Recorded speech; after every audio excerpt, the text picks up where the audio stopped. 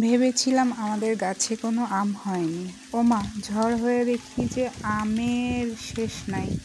মানে কী পরিমাণে আম পড়ছে, এত আম কই ছিল তা আল্লাহই জানে।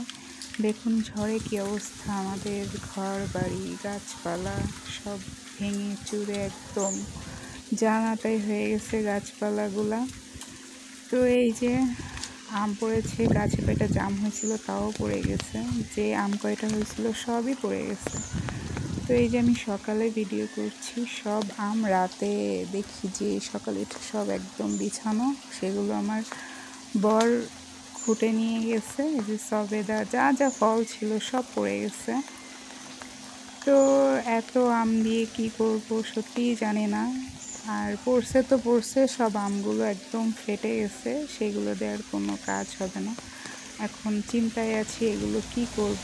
দেখুন সবেদাগুলো সব পড়ে গেছে।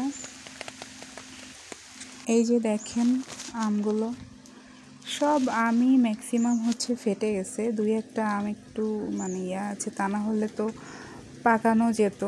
কিন্তু এখন এই আমগুলো দিয়ে কি করব সত্যিই জানি না। ক্যামেরার মধ্যে অল্প মনে হচ্ছে, বাট ঢেলে দেখেছি প্রায় 1 মনের মতো হবে আম।